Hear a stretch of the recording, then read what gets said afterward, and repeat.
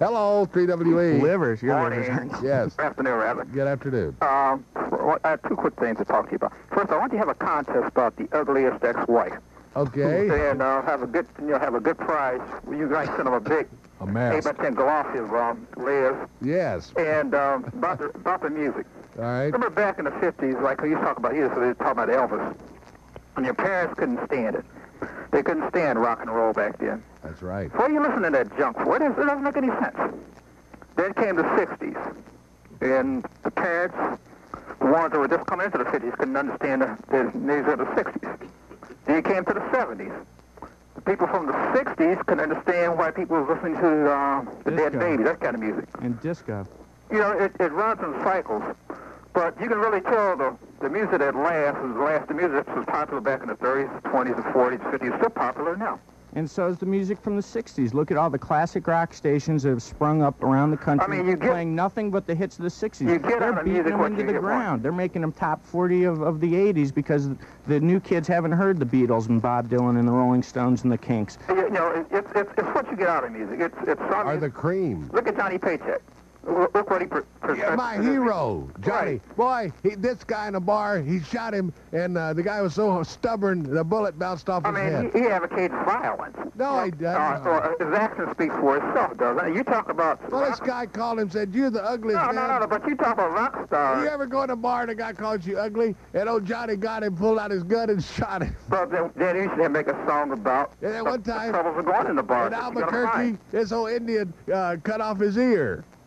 You know, but you got to look at the point of it's what you got in music, what you're looking for. Now, Roger, and, you know, you talk about music. We don't believe in violence, do we, Roger? No, no, but it's what you get out of the music. I'll tell you, I've listened to a couple of songs, and this is what it sounds like to me. Listen.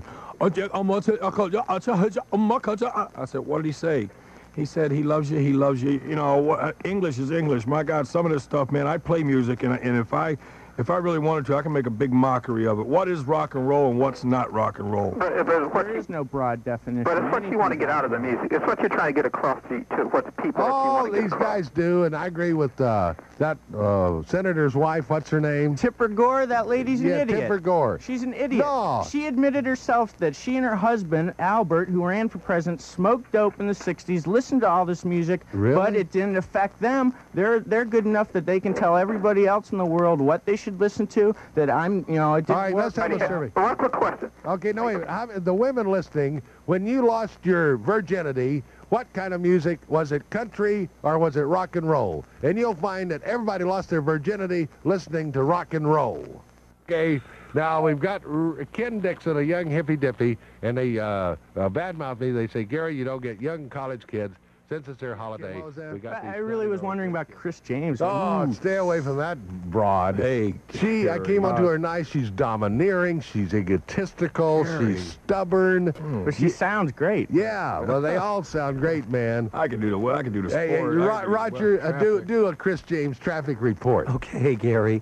In Lakewood, we have a little traffic pile-up. One man just rear-ended another. Okay, our guest is Ken Dixon. He's in favor of acid-doper, hippy-dippy rocker music. And that's what Randy listened to growing up. Look what it did to him. Pick him up off the floor. No, it's terrible. Yeah, but do you have any other children that listen to rock and roll music? Yeah. And are they fine people? Yes, they are. So do you think it's just Randy's fault or the music's fault? Well, that's a good question. Whose fault is it? It's Randy's fault. If my son was down, I'm serious. If I found my son down in the flats doing that bashing up against each other, I'd just beat the hell out of him and give him the best dance of his life. Well, he probably said, "Dad, you are a heck of a dancer." Yeah, no, I would let my son get into that, dude. No, sir. Heck, but how old's your son? No, I'm not letting Randy ever listen to rock and roll music again. He's going to listen to nothing but Merle Haggard. Hey, but Merle Haggard, all he talks about is getting drunk and losing your wife, and he makes fine songs. Mama Tried. Mama Tried's a great tune. The Grateful Dead do a great version of it. Merle, he spent time in prison, and he got paroled by Ronnie Popular, our governor. What about some of the names of these groups? I mean, it's beautiful. You know, Black Sabbath. Ooh.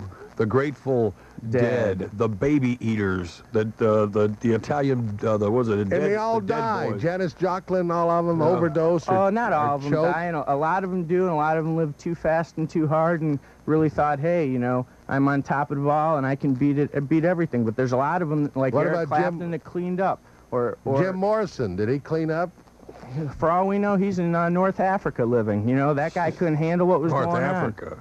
If there's rumors that guy's still alive, just couldn't handle his life. Well, Elvis is alive, and he'll be at our New Year's Eve party. All right, here's the most Now, bloated, drugged-out rock star of all time. Yet Elvis? he's held in. Oh my goodness, he had Bloated, what? He had drugged out? 128 prescription drugs in his system when he was found croaked on his bathroom floor.